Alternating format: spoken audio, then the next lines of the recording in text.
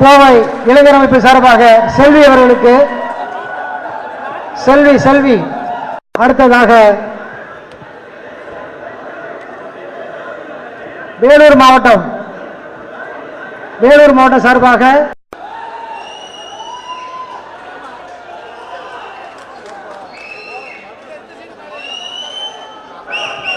வணக்கம்.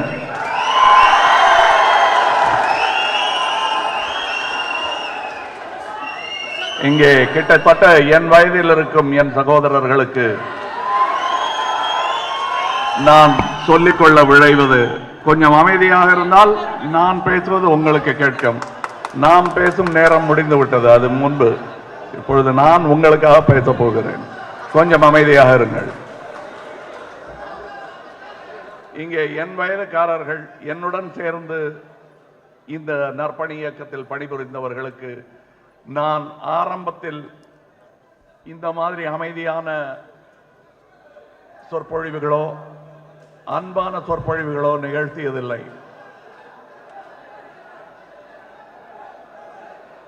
கொஞ்சம் அமைதியா இருங்க, கொஞ்சம் அமைதியா இருங்க. அவங்க உட்காந்துருவாங்க, நீங்க உட்காந்துட்டா உட்காந்துருவாங்க. உட்காருங்க.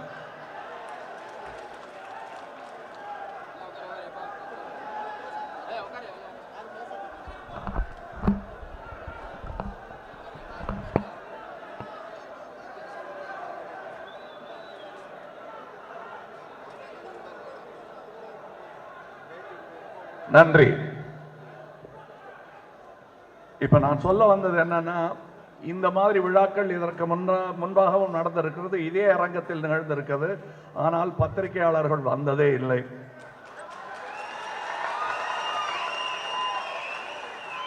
முப்பது வருடங்களாக அமைதியாக இதே விழாக்கள் இதையும் விட விமர்சையாக இங்கே நடந்து கொண்டிருக்கிறது.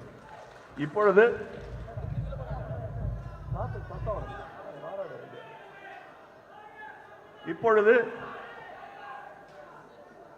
சற்று நம் ஆட்களை குறைத்துக் கொண்டு விருந்தினர்களை வரவேற்று இந்த விழா நடந்திருக்கிறது. நற்பணிகளை மட்டுமே நாம் செய்து கொண்டிருந்தோம். இங்க என்னது, ஒரு அரசியல் கட்சி சமாதானம் மாதிரி தையல் மிஷின் கொடுக்குறாங்க, இந்த ரத்த தானம் பண்றாங்க, இந்த பத்திரங்கள் கொடுக்குறாங்க, இது எதை நோக்கி போகிறார் என்று 30 வருஷமாக என்ன சந்தேகப்பட்டுக் கொண்டிருக்கிறார்கள். நம்மை பார்த்து ரத்த தானம் செய்வதும் கண்தானம் செய்வதும் அரசியல்வாதிகள் கற்றுக்கொண்டார்கள்.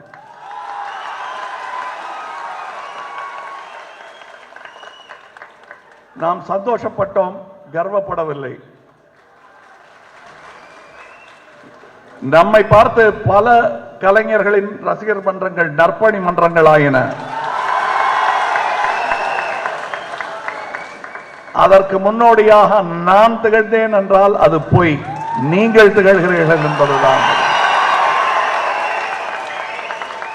இப்பொழுது நான் சொன்ன விஷயம், சினிமாக்காரன் முன்னாடி அலையாதீங்க, அது ஏதாவது நல்ல காரியத்துக்கு பயன்படுத்துங்கன்னு உங்க பெற்றோர்களும் விவரம் தெரிந்த எல்லாரும் சொல்லும் விஷயம்தான்.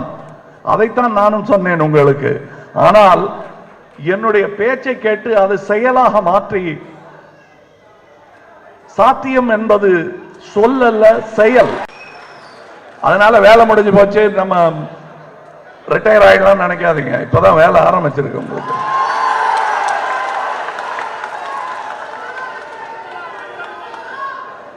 இந்த பாட்டுல வருமே, அந்த மாதிரி கேட்கிறேன், ஞாபகம் வருகிறதா? நீ யார் என்று தெரிகிறதா? இதைத்தான் சொல்லிக் கொண்டிருந்தேன். ஒவ்வொரு விழாக்களும் இந்த மாதிரி விழாக்கள் முன்பெல்லாம் நடக்கும் பொழுது ஒரு அரை மணி நேரம் என்னுடைய சகோதரர்களை நான் திட்டுவேன். அப்படித்தான் நடக்கும் இந்த விழா. அமைதியாக கேட்டுக்கொண்டிருப்பார்கள். எங்கெங்கு தவறு நடக்கிறது என்று ஆளை சுட்டி காட்டி திட்டுவேன் நான். அடுத்த வருடம் இது நிகழக்கூடாது, இதையும் விட சிறப்பாக நிகழ வேண்டும் என்று ஒரு கோபக்கார அண்ணனாய் நான் இட்ட ஆணையை எல்லாம் நிறைவேற்றியவர்கள்.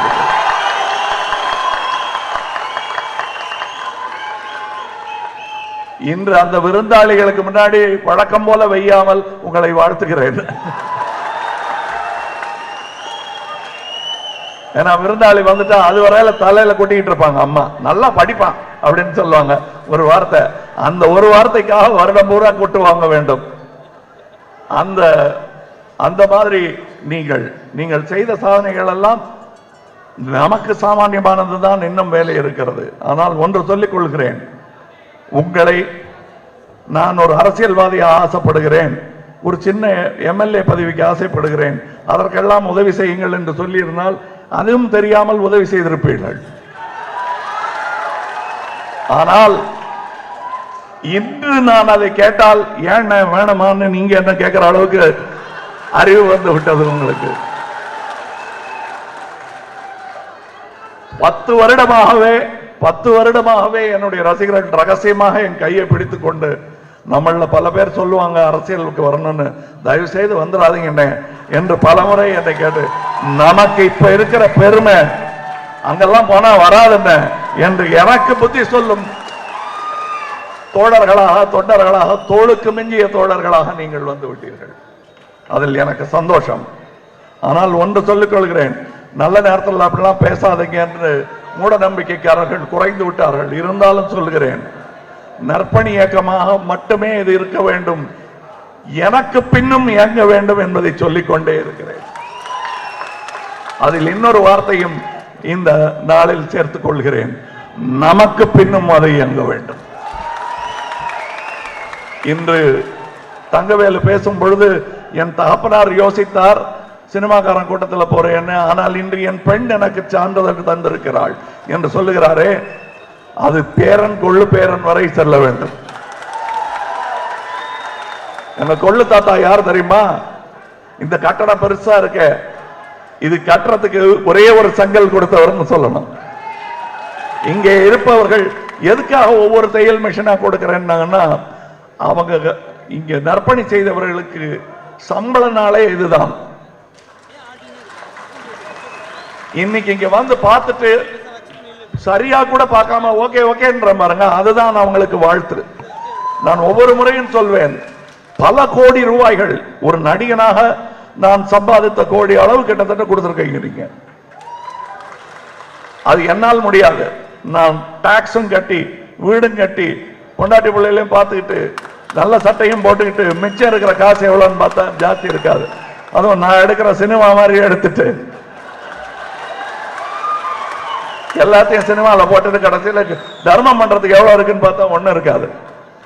ஆனால் கிட்டத்தட்ட 20 கோடி ரூபாய்களை தாண்டி from 1990 to 1914 நான் சொல்ற கணக்கு வந்திருக்கிறது. ஒவ்வொரு ரூபாய் நோட்டும் வேர்வையில் நனைந்த ரூபாய் நோட்டுகள்.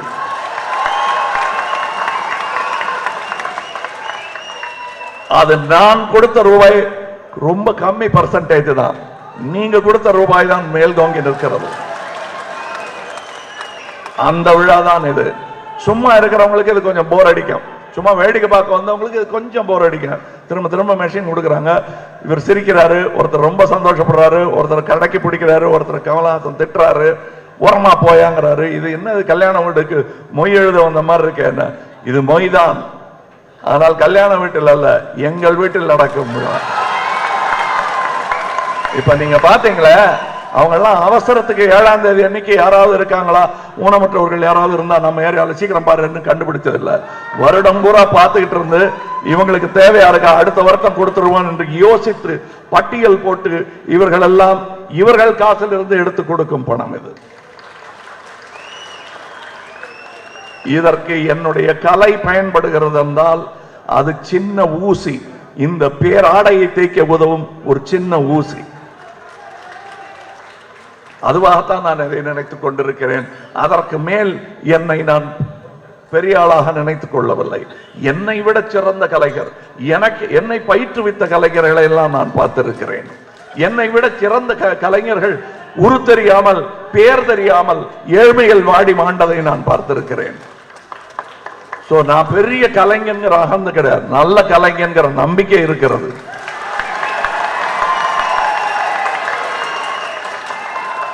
ஆனால் அதை மிக நகர் பூசாரிகள் கிடையாது, நேராக சென்று நாம் விரும்பும் அந்த விஷயத்தை தொட்டு பார்க்க முடியும். அப்படி பார்த்து அதனுடன் விளையாடுகிறவர்கள் தான், விளையாடிக் கொண்டிருப்பவர்கள் தான். நற்பணி செய்ய வேண்டும், சுத்தம் நமது வேலையாக இருக்க வேண்டும் என்று சொல்லி 30 வருடங்கள் ஆகிவிட்டன. சொன்ன மறுகணத்தில் அடுத்த மாசமே இடுப்பளவு சாக்கடை நீரில் ஒரு பக்கெட்டிடம் இறங்கிக் கொண்டு அதை கொண்டு வெளியே ஊற்றும் போட்டோவை எனக்கு அனுப்பி வைத்த அந்த தொண்டர்கள் தான் இன்றைய அந்த இயக்கத்தின் தலைவர்கள். அவர்களுக்கு நன்றி சொல்லும் விழாவாக தான் இன்று இந்த பிறந்த நாள் விழாவை நான் ஒவ்வொரு வருடமும் கொண்டாடி கொண்டிருக்கிறேன். இதனால டிக்கெட் விற்காதுங்கிறது நமக்கு தெரியும். 30 வருஷமா இதனால விற்கல. ஓடாத படம் ஓடவில்லை, ஓடிய படம் ஓடியது. இது தனி இடம் என்பதை இது சிலை வைப்பதற்காக நாம் செய்யவில்லை. நாம் செய்தோம் என்ற பெருமையை தவிர வேறு நமக்கு இதில் வேறு ஒன்றுமே இல்லை. இன்னும் சொல்ல போனால் இங்கே பத்திரிகை ஊடகங்கள் இருக்கின்றன. ஒரு பெற்றோரின் பெருந்தன்மையுடன் பெருமிதத்துடன் சொல்லிக் கொள்கிறேன். எனது பெருமையாக நினைத்தல்ல, இதே மேடையில் இதே ரசிகர்களுக்காக ஜெயகாந்தன் போன்றவர்கள் வந்து அமர்ந்து உங்களிடம் பேசியிருக்கிறார். அவர் சிறுபான்மையாளர்களை பற்றி எல்லாம் எப்படி பேசுவார், ஏன் கொஞ்சம் தவறு செய்யக்கூடும் இவர்கள் என்ற சந்தேகம் இருந்தாலே எப்படி சாடுவார் என்பதெல்லாம் ஊருக்கே தெரியும். அவருக்கு வந்து அமைதியாக உங்களை பார்த்து கண்கலங்க உங்களை பாராட்டி விட்டு சென்றார் என்பதுதான் உங்களுக்கெல்லாம் முன்பே கிடைத்த மெடல். அந்த மெடல், அந்த சர்டிபிகேட் எல்லாம் இன்று மாண்புமிகு பிரதம மந்திரியிடமிருந்து உங்களுக்கு கிடைத்திருக்கிறது. இது என் பெயரை குறிப்பிட்டிருக்கிறார்கள். ஏன்னா டக்குன்னு அத்தனை பேரையும் சொல்ல முடியாது இல்லையா? அதற்காக அதை மாத்திரம் ஞாபகம் வச்சுக்கோங்க. என் பெயர் அங்கே சொல்லப்படும் போதெல்லாம் என்னைத்தான் சொல்லுகிறார்கள் என்று நீங்கள் நினைக்க வேண்டும். அப்படி நினைத்தால்தான் நமது வேலை தொடரும். எனக்கு இது சரி ஒரு நிறைவு விழா மாதிரி பேசுறேன்னு தயவுசெய்து நினைச்சிடாதீங்க. இன்னும் ஆரம்பிக்க கூட இல்லை. போக வேண்டிய தூரம் நிறைய இருக்கிறது, நிறைய வேலை இருக்கிறது. இன்னும் நம் ஊடகங்களும் கலையில் பெருகி வளர்ந்து கொண்டிருக்கின்றது. செய்தியும் பொழுதுபோக்கும் கூட காக்கும் நேரம் வந்துவிட்டது. இப்பொழுது வெவ்வேறு ஊடகங்கள் ஒன்றாக கலந்து வெவ்வேறு அரங்கத்தில் அரங்கேறும் புதிய நூதன விஞ்ஞானம்